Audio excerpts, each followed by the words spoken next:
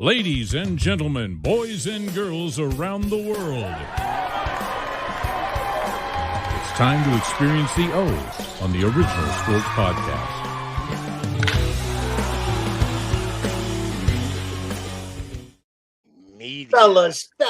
Fellas, what's going on today?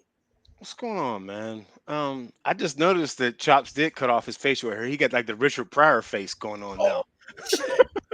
Stay away from the Hate me spoons. because they ain't me. Man, hate me because they ain't me. Stay away from the spoons. That's all I'm gonna say. Oh man, That cost Richard a lot of grief. yeah. Man, couldn't get it. Couldn't get off that. He was on that chick. On that, couldn't. It must, man. But you know what? Even on the real, I've never been drugged, never done all that. But seriously, I can't even imagine what that's like. And I say that because you know where it's going to lead, lose everything, this, that, and the third. And cats still try it. You know what I'm saying? And they still try it and they want to get off of it, but they can't. I'm like, that. I couldn't imagine. Real talk, man. I joke about a lot of shit, but cast it on that, man. Oh, there's dudes back in the hometown. Back in the hometown. Oh, of course. Yes. Can't get off of it. Good show brewing here tonight. We are in the midst of the NFL preseason. Everything is rolling straight forward. Sheen got us a guy. Man, here it is. We welcome to the show today former San Diego Charger, Baltimore Raven, New England Patriot, and Kansas City Chief. Robb Butler, defensive back. Butler played his college football at the University of Pittsburgh and some Bobby Moe, some RMU Robert Morris before his stint in the league as a safety. After playing on both sides of the ball as a young buck, Robb showed his flexibility by flipping over to the defensive side to stay. We can't forget to mention his thoughts on the state of the current game, from cash to rules to the level of play Robb is seeing. He's got some opinions. We know he does. So let's go ahead and get Robb in here with us today. There he is. Yeah, what's going on? What's good, fellas? Hey, the barber. What an amazing introduction. My God. I was like, who is he talking about? Now, look, I had to size you up a little bit. Appreciate you, brother. RDB, yes, what's up, man? What's going on? What's going on out there in Cali? Man, listen, the sun is still shining out here. The birds are still chirping out here in California. Okay. I got to represent uninterrupted. Got to represent Braun and the gang. Hey, we don't have any of those. I gotta get the plug on those. I gotta get the plug. I got you. Send me your sizes. I know a guy. We can all support them. Oh yes, we will. Yes, we will. We would all support them for you. Hey, we're gonna jump straight into this, Robb, man. Give us a little rundown on where you grew up in Pittsburgh. For sure. So, man, I bounced around. Born originally in Garfield. So those of you familiar with Pittsburgh know the Garfield Heights projects where it all started, as I say. My mom had me. Actually, she was pregnant with me during her senior year. Both of my parents went to Olderdice School of Curtis Martin. Yes. Yes. Hall of Fame, Curtis Martin. Oh, yes. Sir. Yes. Yeah. So everybody know what time it is, what type of time we on in Pittsburgh, okay? Exactly. Yeah. We're gonna get into that. Don't worry. Started in Garfield, moved to Broadhead Manor after that. So west side. So from east side to west side. Stayed in Broadhead.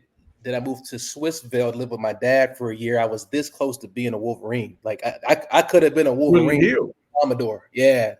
So those I kind of met those guys in fourth grade, moved back to the north side. Actually moved to the north side for the first time, fifth grade, and I was pretty much north side till Pitt, right? So Spring Garden, Spring Hill, Hood Town, Mexican War Street area, Jacksonia, and then Uptown. So when I went to Pitt, my mom moved to Uptown on Forbes so she could be closer to me. If you know Pittsburgh, you could get to Pitt in like 10 minutes from the north side. I mean, it's really.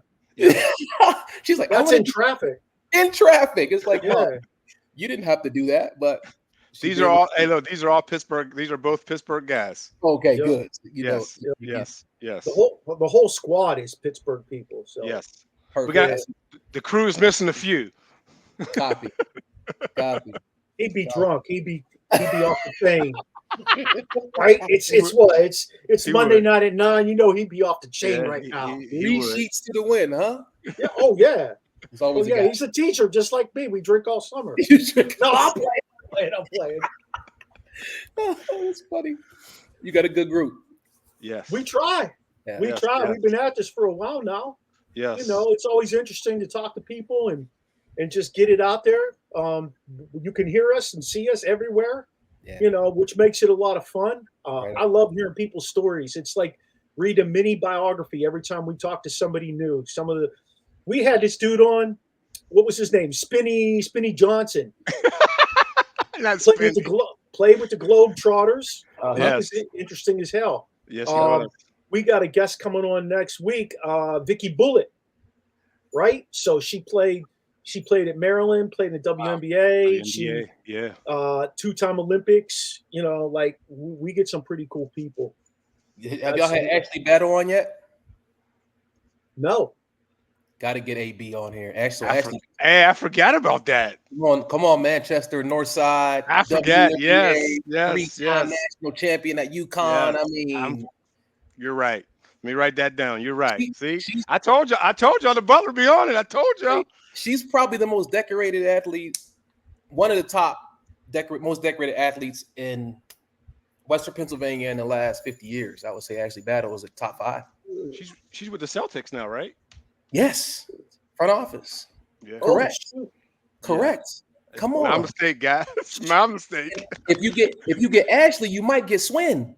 You see what I'm saying? You see what I'm doing? Yeah. Well, we were gonna touch on that too. Don't worry, we're gonna touch on that. Yeah. Go ahead, hit him.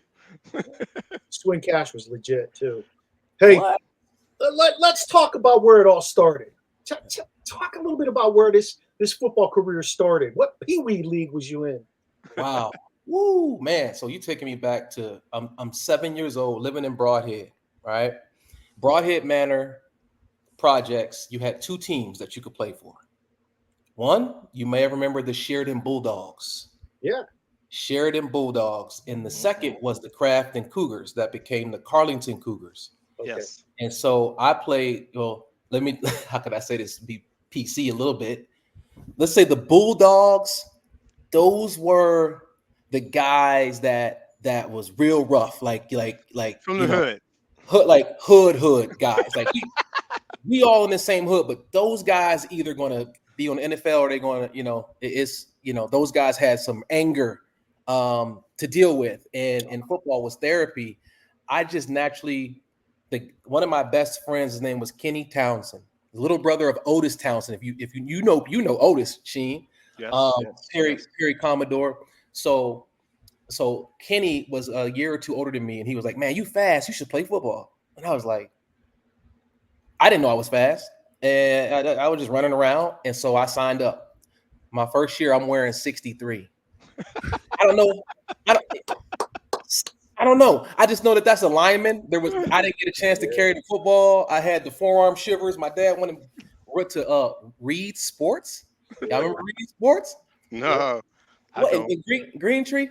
Reed Sports was okay. So everybody from the West Side would go to Reed Sports like before Dick's to get your stuff. Right.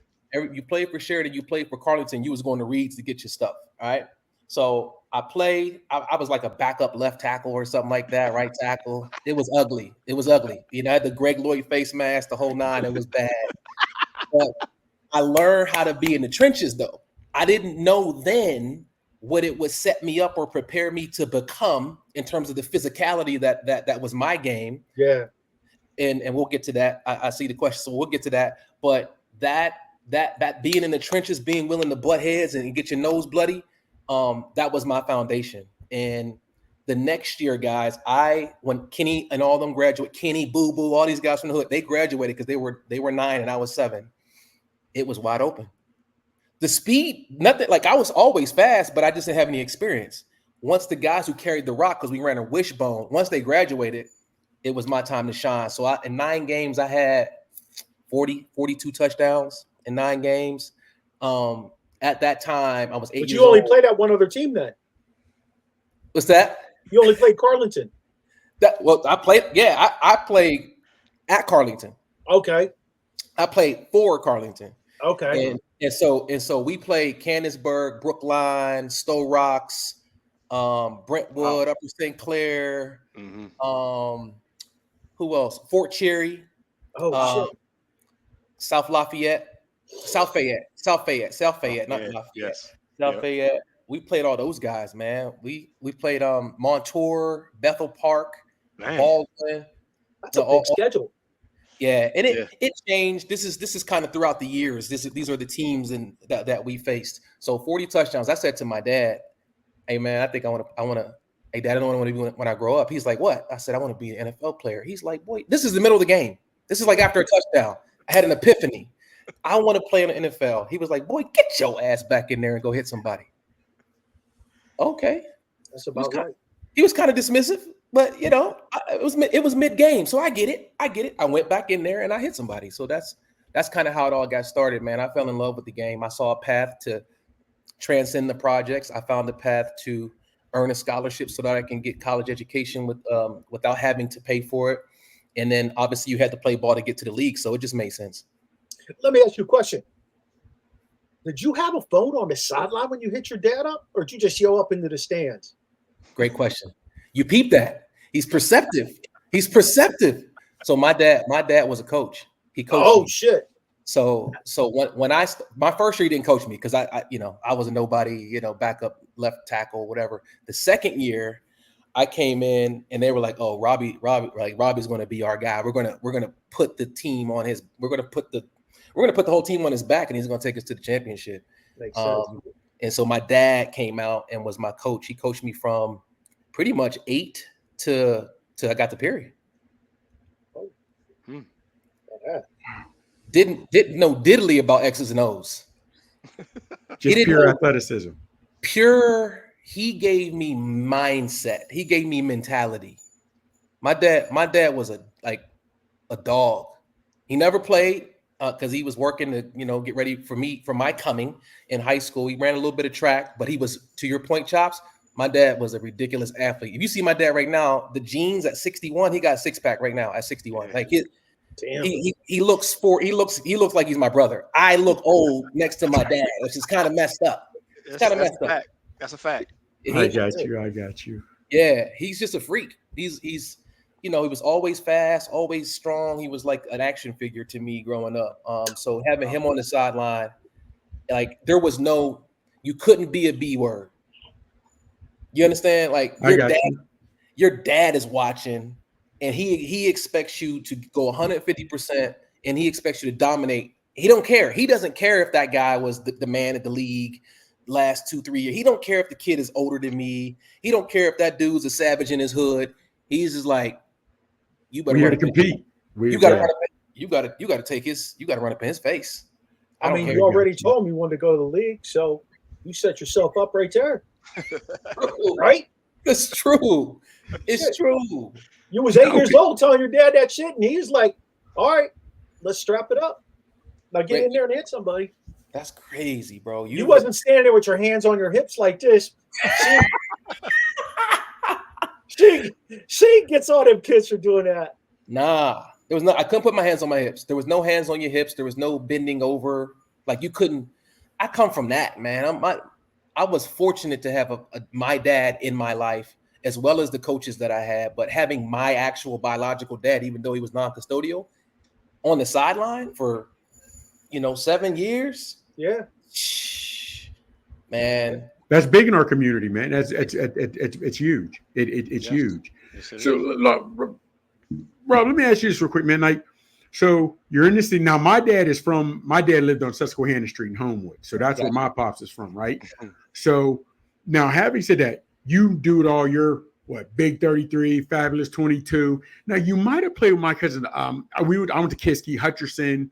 Yep. So that's you come up now. But you're also a letterman in track. Right, You're also a letterman. You told your dad at a young age you was going to the NFL, but as you get older, was football still your first love? Was that always your main first love? And what high school did you go to? Oh yeah, Commodores all day, baby. PTA all day. I always always from the time I chose a sport, it was always football. Track was always a means to make me more valuable as a football player because speed kills. And it wasn't I didn't run track to get faster. I run track to learn how to run. I ran track to learn how to run. It was somebody said to me, I think it was my 8th grade year, my last year playing for, actually I played for Carlington my freshman year at Perry. I didn't play high school ball my freshman year. I was a young freshman. I graduated at 17. I didn't want to go I wanted to finish out my little youth situation. And so somebody said to me, man, you fast, but you work too hard. You're working too hard.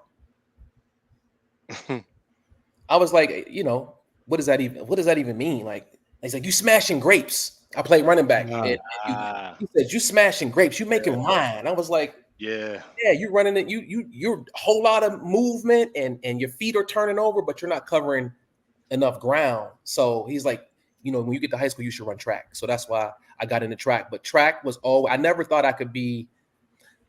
I would play against guys who had 10-2, 10-3, 100-meter speed, and they couldn't cover me. They couldn't guard me on the football field, and they couldn't run. They could. It's a different animal. So you're lettered in track. You're a track letterman, whatever have you. Now, did you? How do I say this? You're honing your skills, getting better in football. Mm-hmm. Did track come naturally to you in running?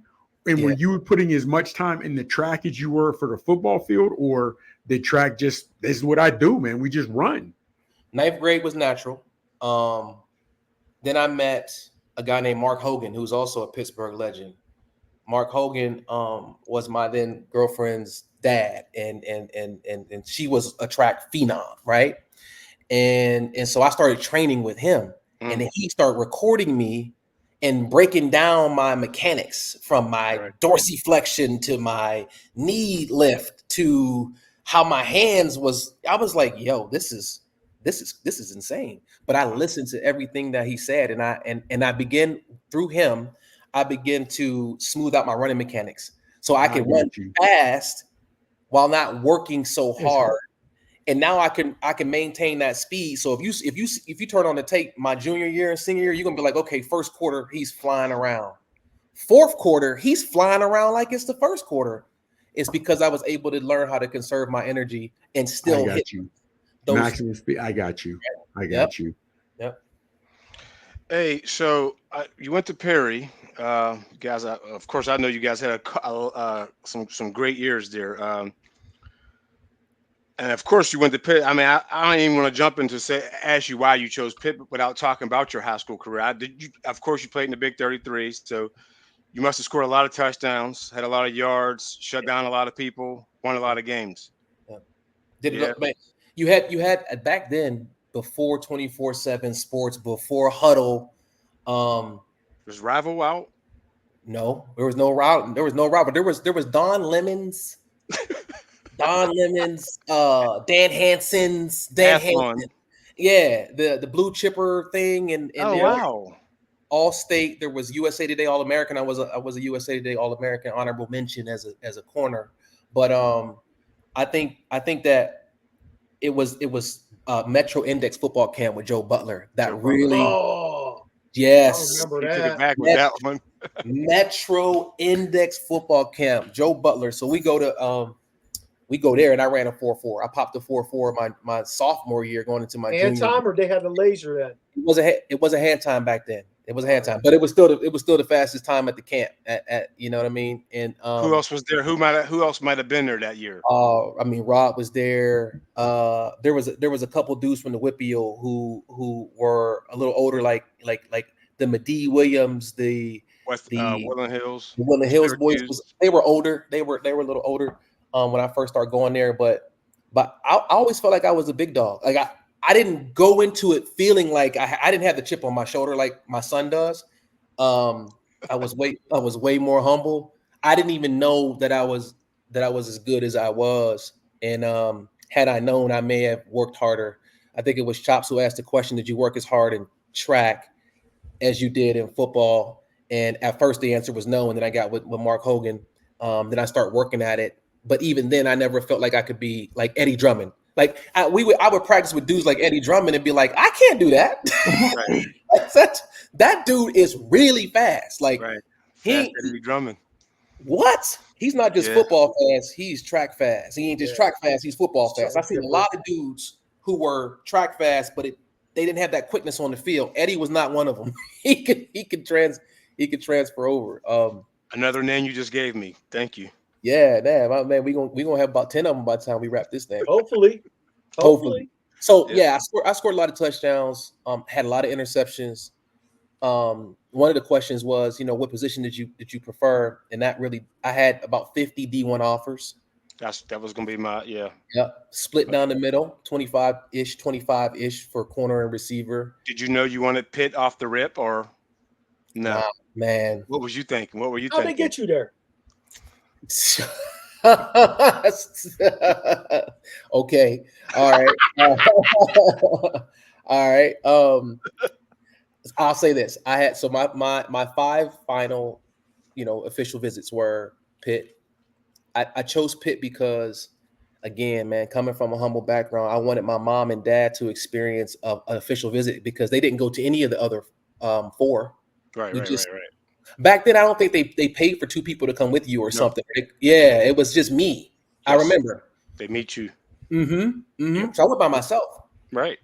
Pitt was my last trip, and I did that just for my parents because I wanted them to eat lobster and steak. I wanted them to feel, be a part of this recruiting process with me because they weren't really a part of it. Wait, you guys went to the Gold Room?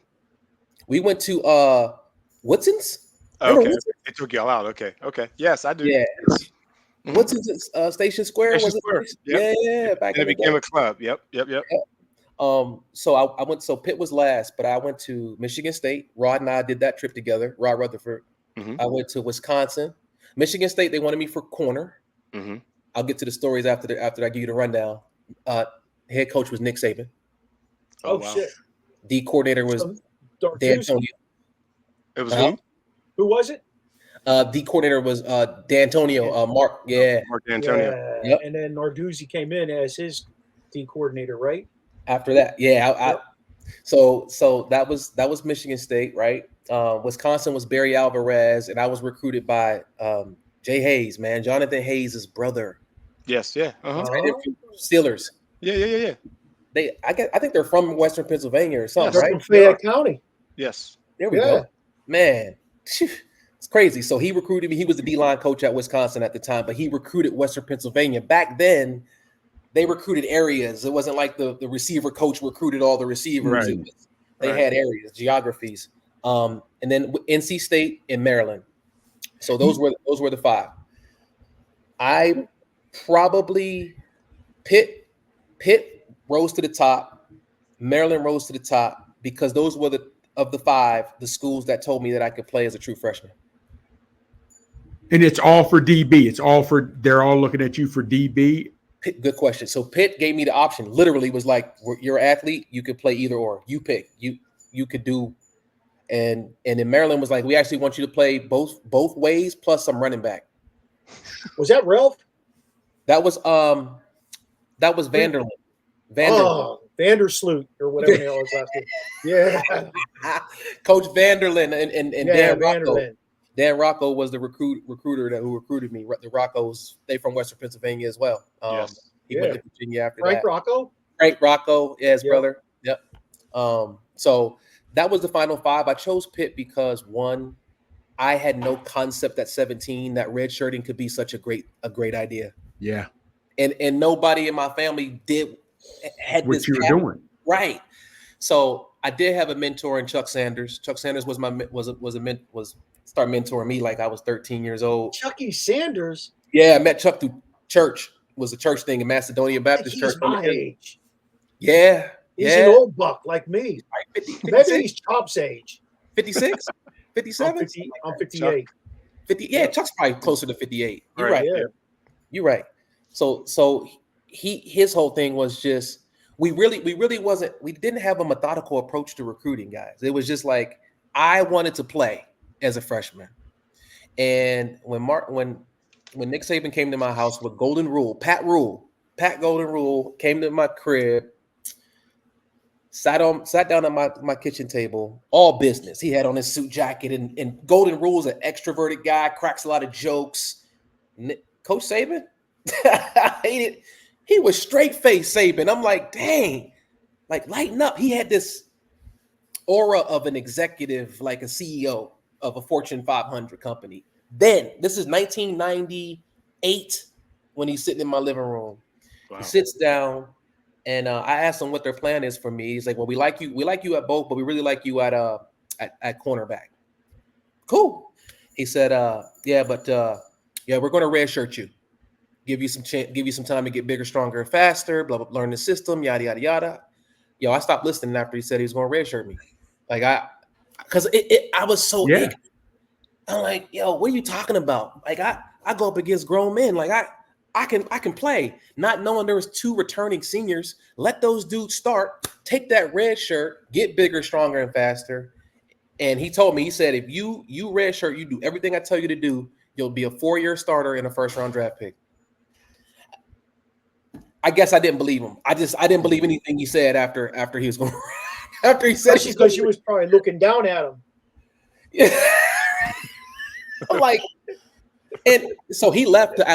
He didn't stay the whole 4 years, Barber. He ended up going to LSU in 2000, I believe it was 2001, something like that. Yep, for a minute. Yeah, he was only there for a minute. He dipped out. So that's that. Then he went to Miami. Yep. And then Alabama. Wow. But so Pitt was play early, and my family could see me play without breaking the bank. Man, again, that was big. Yeah, definitely. They've been there since day one. Yeah, absolutely. You miss Pitt Stadium? What? So you had to play at Pitt Stadium. Listen, go ahead and tell them who made. Go ahead, tell them the last play. Go ahead. He's good. So I'm probably one of 4 Pitt players to play at Old Pitt Stadium, Three Rivers Stadium, and Heinz Field. But I'm actually the last player to touch the ball during regulation in the last game at Pitt Stadium versus Notre Dame, ESPN Thursday night. Was a pass breakup in the back of the end zone. I should have picked it. I should have picked it and just ran it back 106 yards just to be a legend. But I was on some bull. And broke it up. And I thought my coaches would have yelled at me if I'd have tried to pick it and not break it up. I had all this. Yeah. We were winning anyway, so it really didn't matter. But they stormed. It'd have been nice to say now. It would have been nice. Yeah. It would have been nice to say, like, man, I ended it on a bang, right? Yeah. I think I was at that game. Yeah, Thursday night against Notre Dame. I probably remember. Yeah. RDB, I probably only remember the first half though. If I was there. Drinks were fluid. You had to hydrate. And then whatever happened. Yeah, I mean, I did. Stuff you happened. couldn't hydrate in the stadium though. You had to do it before the stadium. Oh, really? I didn't know that perspective. You couldn't. Had to hike up that big ass hill. Zelda. Oh, yeah. Zelda's was the bang. Zelda. Oh, yeah. Right next to that. Then you got it. Man, y'all going way back. Jesus, man. Jesus, Zelda, man. Oh my God. I love Oakland. Yeah, man. But now, real quick, as you talked about, like you said, you wanted to break it up because you figured the coaches would yell. So as we talk about coaches, you played for Walt Harris and as well Joe Walton. Yeah. Couple questions in this one. Yeah. What was the difference in the coaches, if there was a difference? Did either one give you different tips on how to get you to the next level? Did coaches even focus on that, or were they like, we want you, you're here now, help us win, whatever happens after that is what it is? Yeah, those are my 2 college headmen.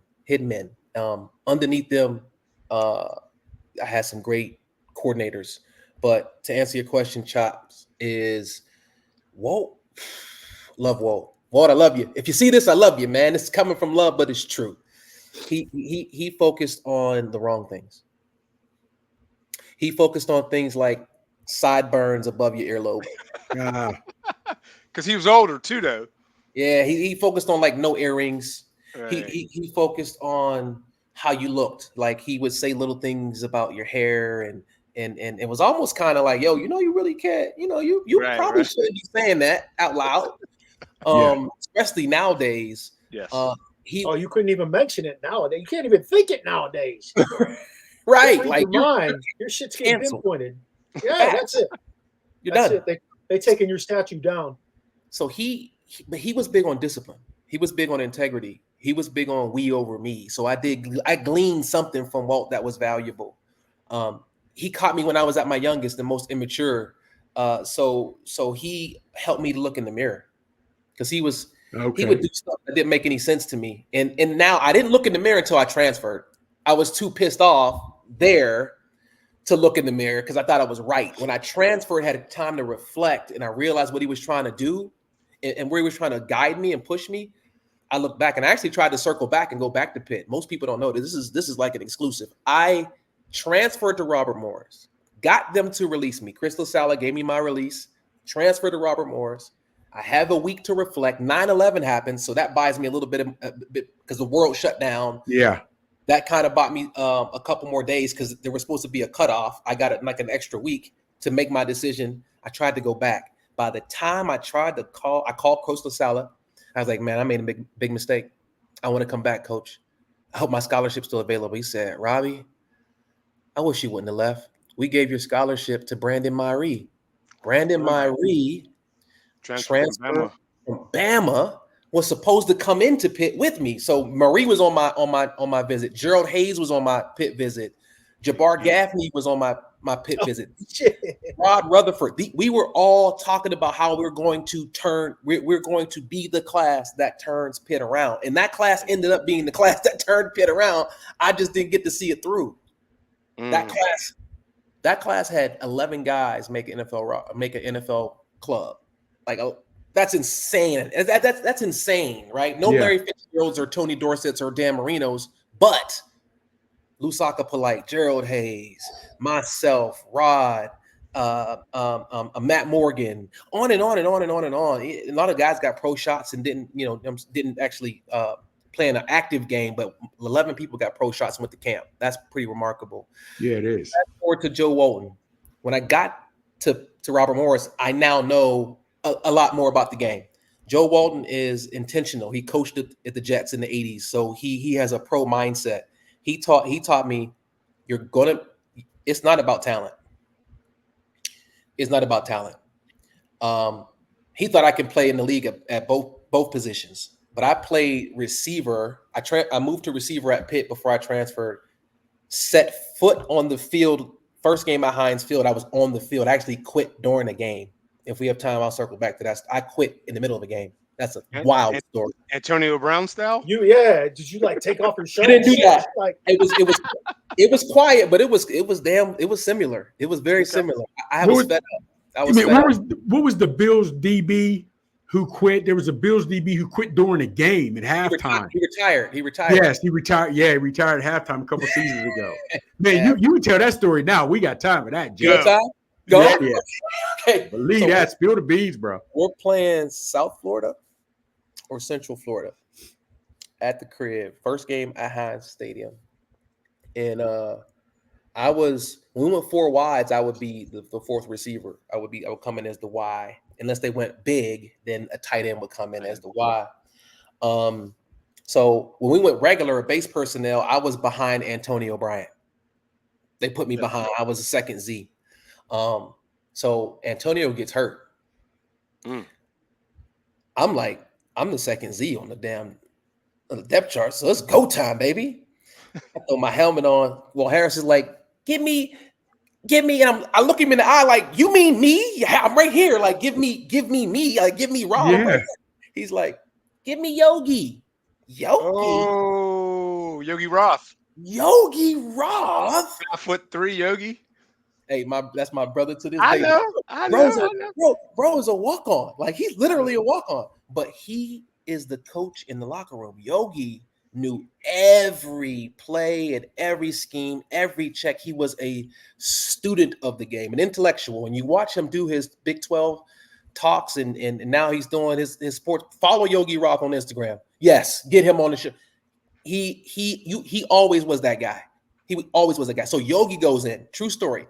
The crazy part about this story, guys, is what I'm about to tell you. I did not know until me and Yogi connected out here. He was telling this story to my son, Aaron, who's now at Texas, but I heard it for the first time. Here's the story. Antonio sprains his ankle. He's out for weeks. Walt Harris is looking for the next man up. It's Yogi, not me. Mind you, I had missed camp.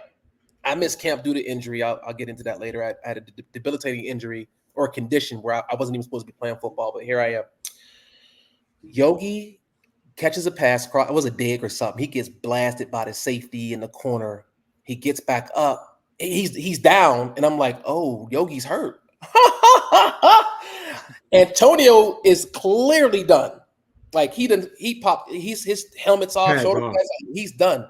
I'm like, now Walter's like, get me.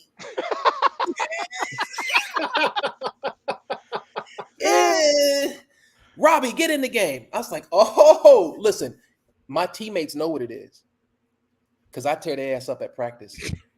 They know. They know if I get the ball, the whole world's going to know who I am. So I get in. He gets sacked. I think it was John Turman or David Priestley, one of those two quarterbacks.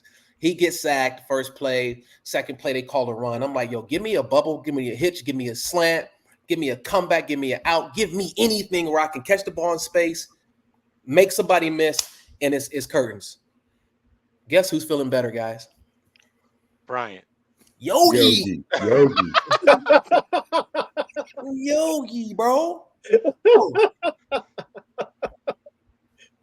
Bro, he knew the playbook. He knew he had the trust. So if you watching this and you a dad or you a coach or you a kid or you a player, don't nobody give a damn how fast you are for real, how big you are until or how talented you are until they can trust you. You have to be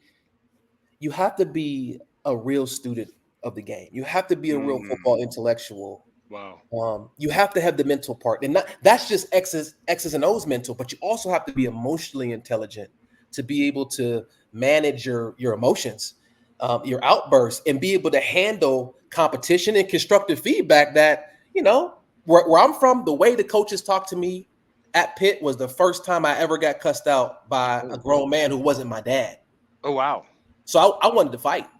Yeah, without question. When Larry Coach Coyer, the legendary Coach Coyer, Super Bowl winning D coordinator, Coach Coyer cussed me out. I was like, yo, like, I don't know. Y'all just let him. Oh yeah. Y'all just gonna let the little white dude talk to y'all like that? Oh, he got me effed up. He got me effed without question. Got me effed up. Then I realized, like, nah, dude, you're gonna have to chill out. You gotta relax. And so that's another part of the game that doesn't really get talked about. So listen, Yogi's telling a story to my son. Unbeknownst to me, when Yogi got hit by the safety on that dig, later on he found out he broke his neck. Ooh. He broke his neck. He literally broke his neck. Vertebrae. He came back. He told me and my son this to my face. He said, all I can think about, if Robb gets the ball, I'm never going to get on the field. I'm never going to earn a scholarship. Because he knows. He would always say, I wish I had your talent. I would say, I wish I had your smarts or your brain, when I didn't realize that it was a product of him investing the time in the playbook when I was talking to girls. Wilding out, yeah. Right, yeah. Going to the O. I mean, you talk about that. Look, I coached high school football, and I had this kid. I'm not even going to get into names. It's not important. But his dad played in the league. He played for the Jets and Seattle, I believe it was. Yeah. And the kid was a track star, but he couldn't play football. He didn't understand football. He just didn't understand football. Great kid, would do whatever you ask him, but we had him in the backfield because he could run like hell. We had a fullback in front of him. All he had to do is grab the ball and follow the fullback, right? So dad gets in my shit. He's all over me. He's all over me on Friday nights. He's all over me all the time, texting me. So finally I said, Saturday morning, I'll see you in the coach's office. I want you to come in there, and I want you to show me on the board what you think I should do with your son. He came in. I handed him a marker. Draw it up. He didn't know shit. Yeah. And I start, and I'm an offensive guy. Like, I'm an offensive guy. And I'm dissecting. He's drawing these plays up. I'm like, okay, what happens if I get in this defense? You can't run it. All right. Oh, give me something else. What happens if I get in this defense? Yeah. Well, you can't run that. And I said, what do you want me to do? Right. What do you want me to do? You don't know the game. Somebody handed you the ball in the league and said, run like hell, and you was able to do that. But you didn't know what the hell you was doing, did you? Because you don't know it right here. Yeah. That was it. That was it. Never talked to the dad again. And it was all right. It was all right. So Yogi carved a niche for himself after that, because I remember Yogi, he got some good time. I think he earned a scholarship. Had his internship at Fox Sports Network because he knew he always wanted to go into be an analyst, be a broadcaster. Dude co-wrote a book with Pete Carroll, man, on the staff when he was on the staff at USC when they won the national championship. Mm-hmm. Like, Man. like, but it's weird. I hate to use the word, but it's crazy to me how the DBs, as you say, were cooking every day in practice. They knew what you could do. yeah, Yogi told your son flat out, I knew if I didn't get back on the field, I'd never see the ball again if Rob got it. But the coaches weren't creative enough with the vision. Yeah. He's our playmaker. Get him the ball. Get him the ball. You know what I mean? It's a great point, Chops. It's weird. It's not. Well, to me it is, because it's weird to me because you, like you said, he may not understand how to block or what to run certain routes. But if I'm the coach, I realize this is one of my best players. This is one of my best athletes. Mm-hmm. I am supposed to scheme. And if I can scheme a way to get you the ball in the open field, I don't need you to make all 10, 11 guys miss. Just one.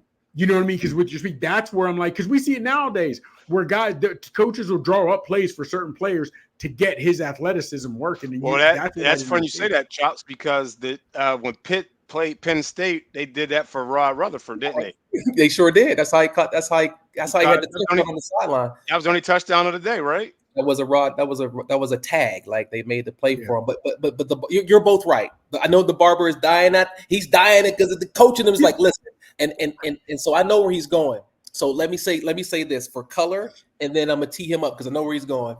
I want you to imagine, Chops, that when I say I wasn't a genius in the playbook, I'm talking about I was probably 90%. I'm not saying I couldn't be trusted. Like I didn't know. Got you. Like you can't put the guy out there because he's gonna run the wrong route every time. No, 9 out of 10 times I'm gonna run the right route, the play that was called. I'm gonna miss it once. The difference is at that level, the other guys are 10 for 10. Right. I got you. I think of it this way. I'm sorry. Go ahead. No, go ahead. Do you think the margin for error, the margin for not is so much more slim than. And they don't think let me tag this guy because he can boogie. Their first thought was we could trust this guy more than we can trust Robbie. And I had just gotten back to practice probably that Monday, but it didn't matter. Shit, I showed y'all I can run this plays. And why I say that is Taysom Hill. If you remember Taysom Hill from the Saints, Taysom Hill was thought to be that he could be a starter because Peyton had put in place for him, and he had never actually even thrown a touchdown pass. And people were saying that Taysom Hill could have been the starter, just the way the O coordinators schemed and got him in the play. I mean, that's what I'm like, wow, are you kidding me? So and I think about that. This is where I think the barber jump in there because from my perspective, bro, in that era, very few offensive minds were using that level of creativity. I got you. In this era, as I watched it, almost none, right? Now I'm like, I see what they do with Tyreek Hill everywhere he's been. I'm like, yo, what? Okay, so here's what I'm saying. Walt Harris didn't know shit about X's and O's, right? You told us that flat out. He was the disciplinarian. So in his mind, I thought that was Walton. No, that was Walt Harris with the earring. Walt focused on the wrong things. Oh, yeah. Wow. So here's where Walt is. Coach. He was a good quarterback coach. So here's where Walt is with this. Walt's like, okay, I know this dude over here isn't going to make a mistake. I'm just going to put him in. Even though he's not bringing the same skill set that Robbie has, he doesn't. need to have that skill set. He's going to run the right route. And by him running the right route, somebody's going to have to cover his ass. Wow. That means that the other guys are going to have opportunities somewhere else if they got to cover him. Yeah. And if Robbie runs the wrong route, you might have one guy covering two dudes. You know, like you're just it's just different. It's a tough and Chops. I said I came back to practice on Monday. Games on. I missed 3 weeks of. I basically missed training camp after the first 3 days. The condition I had, I couldn't even run. I could barely walk. I couldn't sleep, and I'll get into that. But when I left, he told the Tribune and the Post-Gazette that he was a part of our game plan. I don't know why he left. I would have played. To the Barber's point, I just didn't get enough reps and practices in completely to show him that I was ready. I only practiced like 3 days that week, 2 or 3 days. I came back like Tuesday. So real quick, when you decide and you walk off the field, whatever it is you do, do you turn your uniform in right then after the game? Do you speak to your folks and, yo, what do I do? Do you even get their 2 cents? Are you like, I've already made my mind up. I'm young, hard-headed. I'm going to do what I want to do. How'd that go down? I was already on it because I didn't understand being hurt the way I was. I didn't understand. This was my junior year. I played as a true freshman. Obviously, this is my true junior year, and I couldn't see a path to getting on the field because I was behind AB. Right. Well, then the cough winner. And then I didn't even know Larry came in January after I left. Then Larry Fitzgerald came in. It's like. The cough winner. You know what I'm saying? Like, where am I? So I was already on it leading up to that day. The night before, we had a walkthrough. One of my teammates was making jokes about something stupid. I was smiling. Walt Harris was talking to team. He saw me smiling and he undressed me in front of the team. This is the Friday before that Saturday, that fateful day. He told me to leave, kick me out of the South Side indoor practice facility where the Steelers, in Pitt share. And he told me I couldn't travel with the team, which means that I couldn't go to the movies with my teammates. I couldn't stay at the DoubleTree and eat those delicious DoubleTree cookies when we got back from them warm, buttery. I couldn't, you know what I mean? So I'm already feeling like oh, he got it out for me. That was kind of the vibe that I was getting, and I was, he's always riding me. I can't travel. This is embarrassing. I didn't even say nothing. I wasn't even laughing. All he saw was my teeth, and he thought I was making fun of him because he had like a lisp or something. So you don't talk when Walt's talking. You don't smile. You got to look him in the eye, and you got to have your sideburns up above your earlobe, and no beard, like straight. So he kicked me out, and so I was already on it. So I went into the stadium that next day kind of pissed off, and then all the stars started to align right before my eyes with AB going down, Yogi going down. I'm like, God, today's the day. And so literally when I got on the field, my parents are standing up there. I can see where they're sitting in the stands. And this is the part I didn't tell you. When Yogi was ready to come back in, they kept telling me to get out the field so that Yogi could come in. And they didn't call timeout. There was like in between plays, right? So they're like, Robbie, get up, come on, Yogi's coming back in. I'm like, nah, I'm not coming off the field. They're like, what? What the fuck you doing, man? Get off the field. I'm like, no, I'm not coming off the field. They called timeout. Now the quarterback's yelling at me. The offenses they're all looking at me like, what are you doing? I look up to the stands and I see my dad. My dad put his hands up. He said, this is what I'm going to mouth what my dad said. I want you to read my lips. Do what you got to do. Do what you got to do. That was his blessing, Sheen. That was his blessing. And you was good, yeah. Shit. Say, you know what? Say less. You know yeah. My dad said, do what you got to do. I'm good now, yeah. Y'all yelling at me. I'm just trying to shine. Like I've been putting in work for 3 years here. I'm hosting recruits. Everybody I hosted committed. I'm committed. I didn't understand. I didn't understand that I would have been probably out there, had I stayed another week or two, I probably would have been out there and made a name for myself. I didn't know what I didn't know, guys. So I left. I went into the locker room, popped my pads, left everything there, got a ride. And then there was a team meeting the next day. I didn't go, and I asked them for my release. I never went back to the facility. Man, I think I drove from there to the south side, cleaned out all my stuff, and I knew I wasn't going. I thought I wasn't going. No exit with Walt Harris, no top. Oh. Because I was so emotional and emotionally fragile. I didn't know that I was emotionally weak or not emotionally mature. You're a kid. Yeah, I was 18, 19 at this point. You're a kid, man. I'm a kid, man. Shit. I didn't grow up till I was like 34. I'm still growing up. I'm seriously though. There's so much you got to learn. What I see happening today, because I teach and I coached forever. I stopped coaching now because we do this, and I got my own kid who's going to be playing this year. Yeah. Look, there is no timetable for you to grow up when you're that young and you got everything coming at you like that, and you got all these expectations for yourself. People got different expectations, but they tell you a different thing upon that. I mean, you're a kid, and it's hard.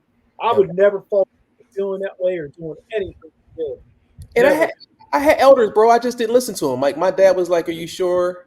My mentor, I had another mentor named Mike Mangroni. Even Chuck was like, "Are you sure this is what you want to do?" And I didn't know. Why don't you just talk? No, I don't want to talk to him. I don't care what he got to say. Type. I was on that type of time. So fast forward to Joe Walton. Joe Walton helped me prepare for the realities of the NFL. Had it not been for him, I don't make that team in San Diego. Let me just tell you this: Joe Walton was not a good head coach in the NFL. No, I know. He did great things at Robert Morris. He got Robert Morris on the map, and then and then Banisak went there. We have a kid from my high school's playing there now. Oh wow! Yeah, he's doing well too. I saw him last year. He came back to lift and stuff, and I talked to him. He's doing well there, and he had only played football for 2 years in high school. That's it. Wow. Like we get a lot of dude. There's a dude who's playing for the Skins right now. He was drafted as a number 1 draft pick into the UFL from my high school. He played at Frostburg for 4 years, and then that COVID year, he went to the University of Maryland. He was like the 18th ranked tackle going into the draft, but they didn't get that deep into it, So he ended up going UDFA. He's with the Eagles. I'm sorry, he's with the Eagles, but he was a number 1 pick in the UFL. Wow. So I mean, it's different today. I'm sure you see it with your son. I'm sure you see it. It's a different world out there. Literally. They're treated like professionals today at the collegiate level. The expectation is for them to act like professionals, and they get paid, some of them, like professionals. Like, it's just a different world that you're dealing with today. So, like, after all of that, after you walked off, went over to Bobby Moe, 2004 comes around. What were you expecting to get drafted? Or is that something you were expecting? I was on a few draft boards, man, and I was on the Eagles draft board, the Colts draft board, the Titans draft board, and I shot the bed. So there's a pro day. I wasn't invited to the combine coming out of Robert Morris. I was an alternate for the Senior Bowl coming out of Robert Morris. Somebody backed out that I would have got a chance to play in the Senior Bowl against the so-called, who's who, D1, Power 5, and I would have bust their ass, and they would be like, "Oh, how this guy end up at Robert Morris?" But I had a pro day at Duquesne, indoor facility at Duquesne around the court. They had a little track, so that's where I ran my 40. I came in. I was training for the 40 in North Carolina. I stayed around 207, under 210. Nice size as a safety. I felt comfortable. I can play with that. I played my senior season at 205. So between 205 and 210 was about my sweet spot. Fellas, I came in to my pro day. I was only home for 3 days from North Carolina. I was in North Carolina for weeks training. I come home. I swear to God, it's Red Lobster cheddar biscuits, man, and the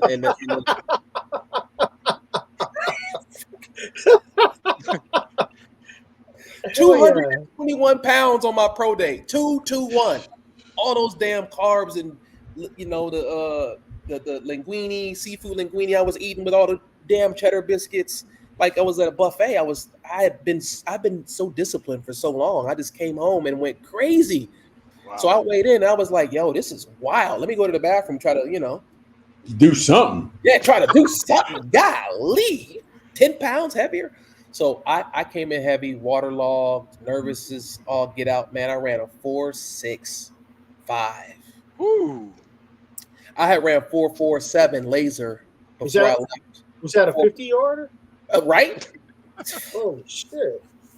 I was like, nah, we gotta run that back. Ran it again. It's like, nah, that's what we got you down as. I'm like, yo, this is insane. My agent told me had I broke 4.5, I would have probably gone 6 or 7 round. But I did that to myself. And what you don't realize is how important it is to get drafted, because that tag kind of stays with you. If you're a free agent, man, you got to put in work for 3 to 4 years before, and then be on your unrestricted free agent contract before. Like Antonio Gates was like one of the first big time free. That was one of my teammates that was a free agent that had a big payday, but it wasn't until he got, they knew he was a budding star. That's why they paid him. But you gotta put in so much more work when you're undrafted. You're way more disposable when you're undrafted. Like, I got you. Yeah. Yeah. Man. When you get drafted, nobody wants to be wrong and cut. Nobody wants to cut a draft pick. Now, like, who did the scouting report on this guy who didn't cut the mustard? Right. Oh, that was. You mean Kendall Green? Right. Sorry, did I say that out loud? Hendrick Green. It's a safe space. Oh man. So like you said, undrafted. So did you work out for anyone else, or was it automatically the Chargers, or did you have the option of different, or how'd you get there? It's wild because the Eagles, the Cardinals, the Titans, they had loaded rooms at my position. So my agent, Joe Lenta, JL Sports, he's also a Western Pennsylvania guy. He had Joe Andruzzi, Cameron Wembley, Joe Flacco. Flacco was So he had some draft picks. David Akers, Will Shields from the Chiefs. Wow. He was a lineman whisperer. That's how him and Joe Butler had a relationship. So Joe recommended me to him. This dude made me work out for him before he signed me as my agent. Agents are all the other agents are recruiting me. I'm not gonna say any names, but he was like, I need to see you work out before I sign you. And I was humble enough to say, bet, like, okay. So I ran 4.4 for Joe. Actually, Joe Butler was the one to do it because he was in New England or New Hampshire, wherever Joe Lenta lived. Joe Butler actually timed me, filmed it, sent everything to Joe Lenta. He was like, "Oh, I can get him drafted with those times." And I just got fat and slow. Didn't get myself drafted, and that was that. So you knew. So you were home for the 3 days before you had your pro day. Oh yeah, grubbing. Red Lobster? Who eats there? I know. It wasn't even Ma Duke's home cooking, just Red Lobster. I ain't gonna lie to you. Them Cheddar Bay, they done got lots of people in trouble. They done got lots of people in trouble. I ain't even go front. I ain't even go. Man, never. Those Cheddar biscuits, man. Look here. Back in the day, if you'd have told me Mr. Red Lobster sold his soul to the devil to make them biscuits, I'd have believed you. Yes. There was crack in those biscuits. I don't even know what crack is about, but I'm sure it was in it. But I didn't answer your question, Chops, and I apologize. The question was why San Diego? Did other schools vet you? So those 3 schools, they liked me, but they were loaded, and my agent was smart. The reason why I gave you the backstory about who my agent was, he graduated from Yale, super smart guy. He was like, nah, they want you, and they might even give you a bonus, but you need to go somewhere who did not draft a safety in this class, and they're thinner at the thinnest at the position to give you the highest probability of making. Yeah, absolutely. San Diego did not recruit me. I wasn't on their board. They wanted another guy named Jason Linsmeyer out of New Mexico State, a lineman, a tackle, one of Joe's guys, and Joe bundled me, package dealed me with Jason. He said, because Jason had other interests, he was on a lot more people's draft board than I was. They were also light at the position. Joe is talking to the Chargers, and they're like, "We want him." He said, "Well, if you want Linsmeyer, you got to take Butler." They said, sure, we'll take Butler. They hang up the phone. He tells me this when I go to camp, by the way. They hang up the phone. 2 seconds later, they call back and they said, what position does Butler play? And what school does he go to? This is a true story. So he holds that close to his vest because he knows how I'm wired. He waits till I get to camp and he tells me that you are a camp body and that they really wanted Jason, and this is how I got you here. So if you really want to make yourself known, you're already cut. You got to get yourself uncut. You got to so crack pads. Bro, I'm taking off helmets at camp. I'm willing to knock myself out. Like, you get a shot on Phil Rivers. Phil Rivers? Yeah. Nah, you can't. You can't hit the quarterbacks. But I did hit somebody that almost got me sent home. Tomlinson. LaDainian. Bingo. This is the thing, guys. If you can't hit LaDainian, put him in a red jersey. Yeah. Don't just put the red jersey on it so we all know what type of time it is. But I took a shot, and they were like, "Shut up." They was like, bro, you were trying to get yourself sent home. I was like, what you talking about? They was like, you don't hit him. It's a franchise. I'm like, well, why doesn't he have a red shirt on? Yeah. Like Rivers and Breeze and Flutie. Like, why doesn't he have it? Let me ask you this real quick, because you're East, you're Western PA, you're East Coast, but you go out to Cali to play. Mm-hmm. What did the weather have any? What was it like there? You know what I mean? I'm down in Georgia now, so I know the difference. But what was it like in camp, bro, compared to what you're used to? Murphy Canyon Road and I've never been to California before this. I've never been past Michigan State before this. I got $5 in loose change in my pocket. Like, you know what I mean? The plane ticket was a blessing. Like, the fact that you guys are going to fly me out. I didn't get a sign-on bonus. Linsmeyer, Jason got the sign-on bonus. Robb Butler, they didn't even know who the hell I was. So I didn't get the sign-on bonus. I got $5 in loose change. I get off the plane and I see palm trees and sunshine, but I don't feel any humidity.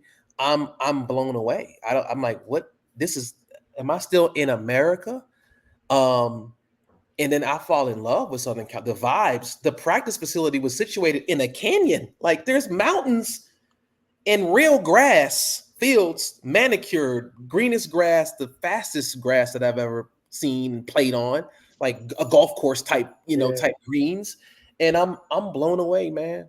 I'm almost in tears thinking about, you brought me to that first day where I walked out of the facility, out of the locker room, and you walk onto the field and you can see the canyon here, and you're just like, this cannot be like, this can't be real. I'm living a dream right now. If you've never been to San Diego, tell them, Rob, if you've never been to San Diego, you got to go to San Diego. You're doing yourself a disservice. You have to experience it. Rob, where do you live at out there? I lived in Mission Valley. Okay, sure. I lived in Mission Valley. I was probably five minutes from Murphy Canyon Road in Mission Valley. I just wanted to be close. I wanted to wake up, jump in my car, and be at the facility in no time. Shit, before you was a thought, I was living out there for about 4 months with my cousin, working in between my freshman and sophomore year of college. 84 Olympics, I actually went up to LA. Wow. Oh, what a time. What a time. You got to do it. Yeah. Yeah, we're taking the boy there next year. He wants to see California. There you go. So, the boy. Yeah. The boy. Hey, we don't want to keep you too much longer, Rob, man. I mean, we got a lot of questions to run through. I'll be quick. I'll rapid fire. Let's do a rapid fire round. Rapid fire? You want to do rapid fire? Whoa, okay. Yeah. You gave us that one. So out of those 4 organizations you played for, what was your favorite? Chargers, Pats, Chiefs, Ravens. Ravens. And did you play with Prime, by the way? Yeah. Played with Prime. I did not take the deal with the Pats. Okay. I didn't take the Pats wanted to send me to NFL Europe, so I said, wow. Joe was like, hey, you want to go to Europe because you can get some film, and I had moved to corner, from safety to corner towards the end of my time in San Diego. I held out. The next week I worked out for the Chiefs and they signed me on the spot, so it was a good decision. I didn't really want to go to NFL Europe, so to answer your question, hands down, and no disrespect to anybody that I don't say, of course, the Chargers organization and the locker room. The locker room first, then the organization was what it was. It was really the locker room. If I'm really being honest, it was Drew Brees.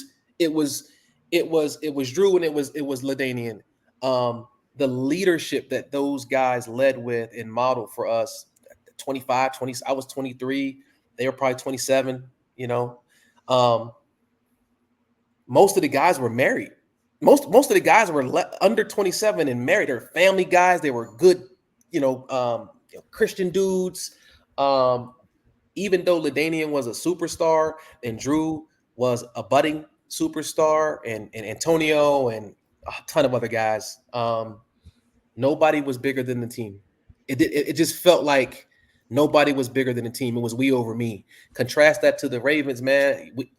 I probably played with more Hall of Famers and more wealthier, more well-known guys at the Ravens, and we had a losing season. Like we just couldn't we couldn't pull it all together, which is why Dion was there to try to be that wisdom in the locker room.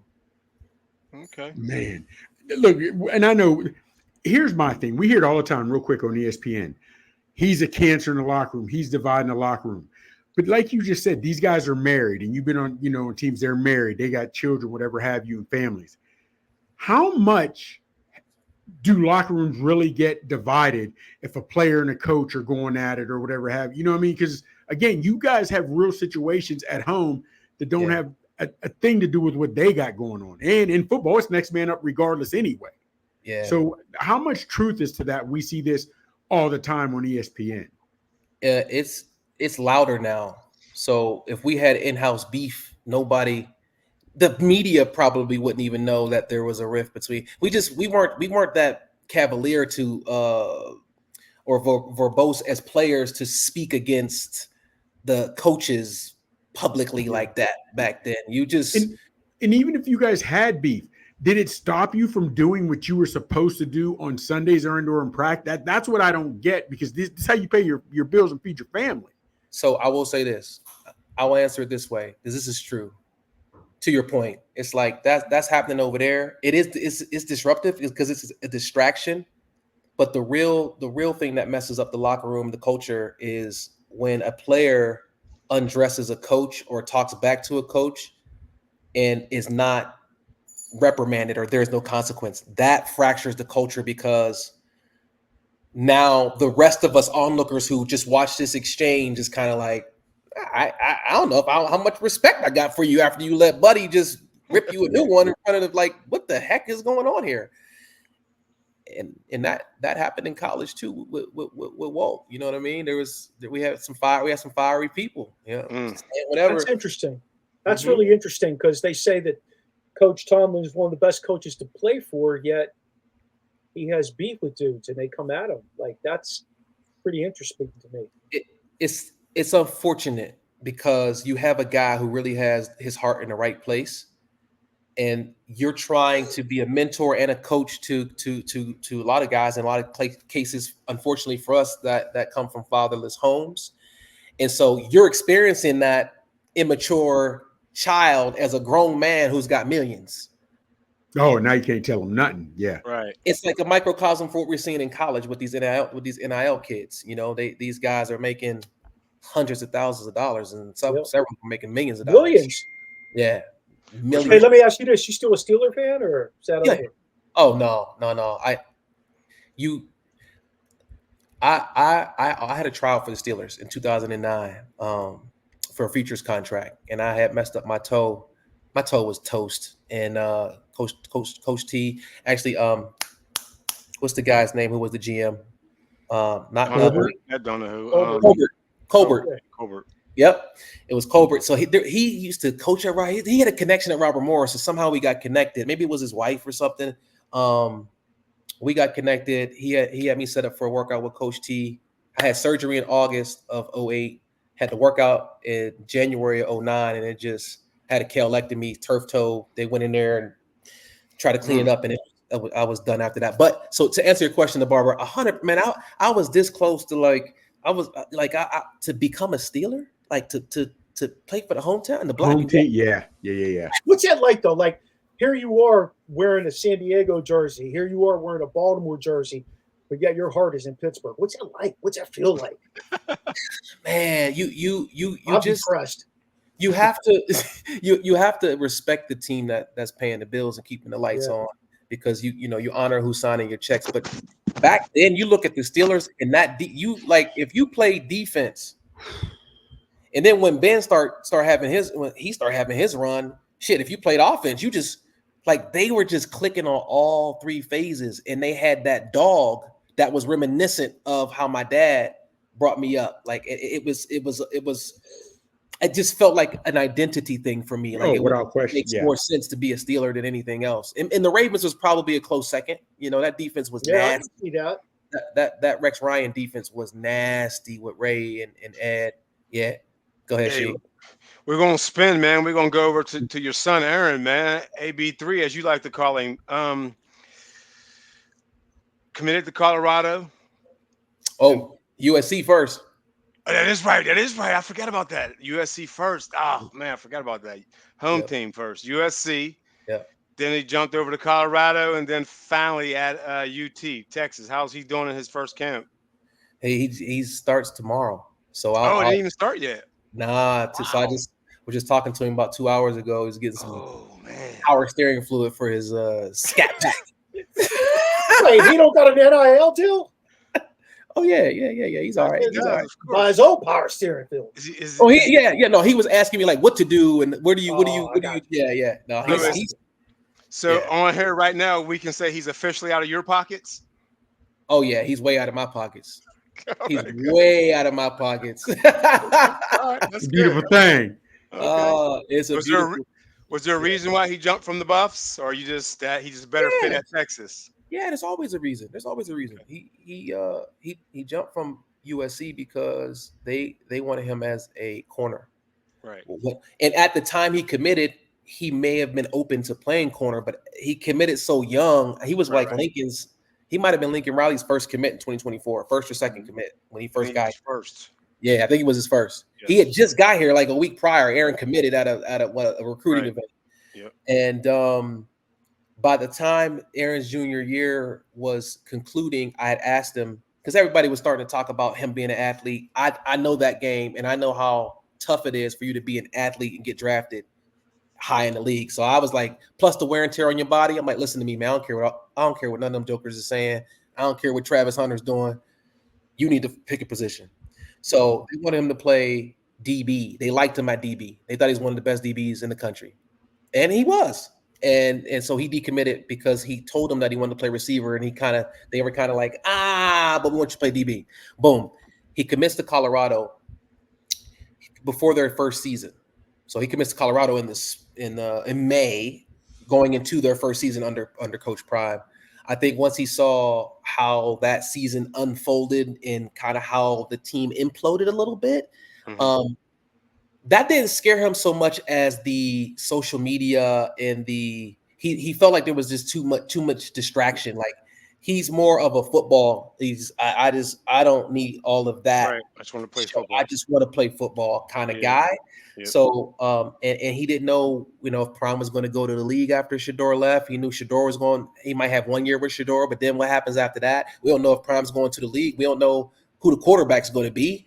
What's the prospects of the quarterback being as good as, if not better than Shador, is pretty slim. So he decommitted from that situation.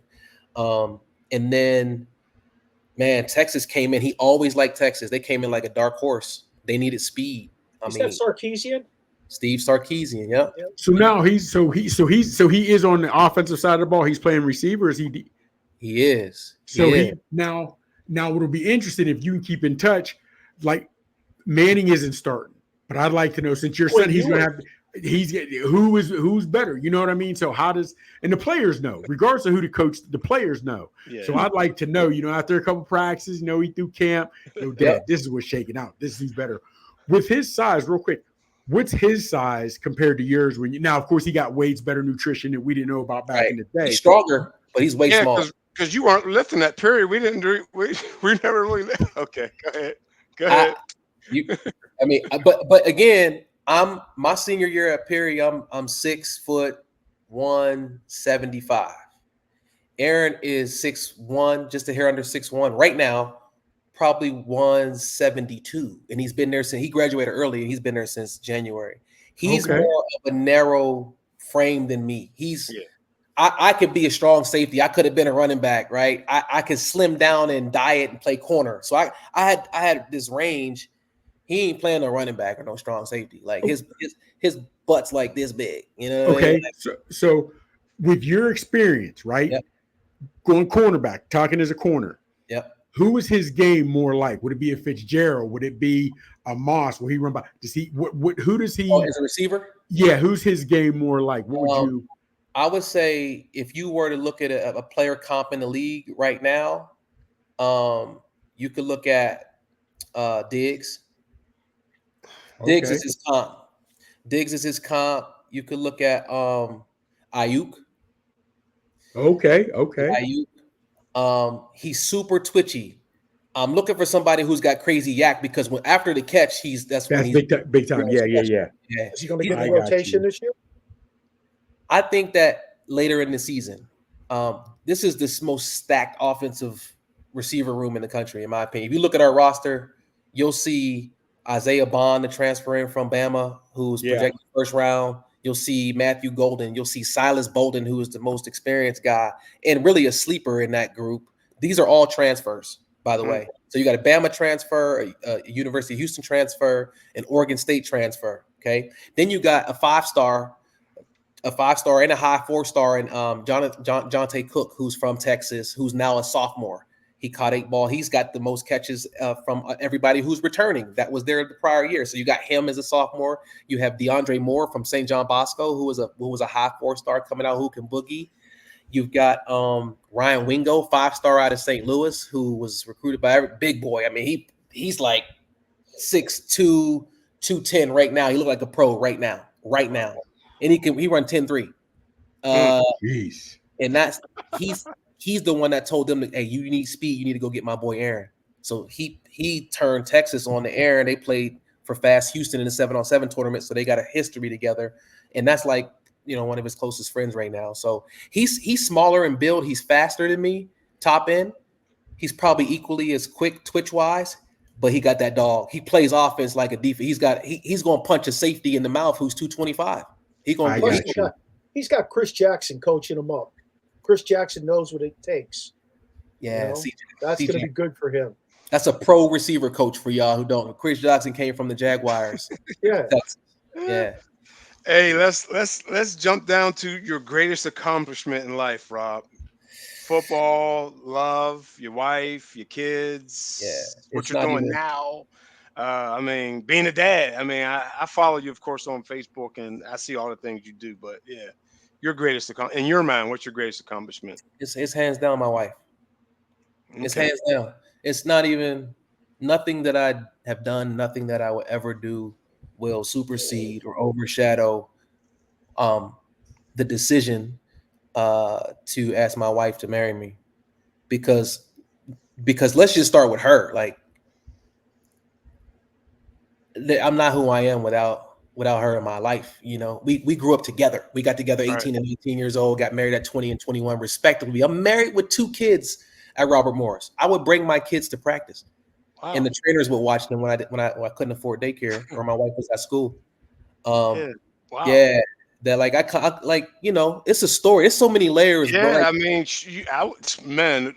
wow, I didn't know that, man. That's wow. 2 kids. So because she's just so dope as a human being, she's so high in integrity, beauty inside and out, just radiant. And then she gave me my kids, our kids. Allowed me to be a bonus dad to the daughter that she had when I met her and that I raised as my own, and that's my baby. Like she called me dad. When she gets married, it'll be me walking her down the aisle. You know what I'm saying?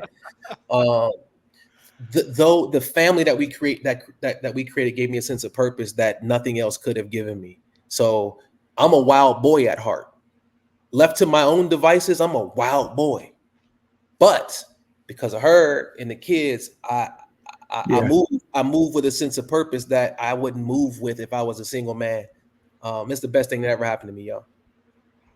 Okay. Yeah. I think we want to end there, or we want to hit him with the last question: Trump or Harris? And we ended there. I only want the answer, and that's it. I don't want to know why. I don't need to know this. Trump or Harris? Harris. Harris. All right. Hey, let's close it out, baby. Yeah. Appreciate you. Man, yeah, that's good Definitely stuff, man. That's appreciate good you, stuff. Rob, man. Appreciate you. I Top to told him, bottom, listen, every answer. I the said we can story. talk to Rob all night because Rob, he will tell you the stories, man. I told him. But I mean, We got to you get gave me him a out list. here to break bread. Yeah, we'll come back after the season. We'll see. We'll do a recap of how the season went for AB and learnings. Maybe we'll get a chance to get him on here after the season. You and him. Well, without question. Yeah, We would like that. We would like that. Appreciate All it, right. Rob. We'll talk to Yes, you, sir. baby. Appreciate it, guys. Good work. Yes. Stay well. There you have it. Robb Butler. Western PA's Robb Butler, baby. Good stuff. Good stuff.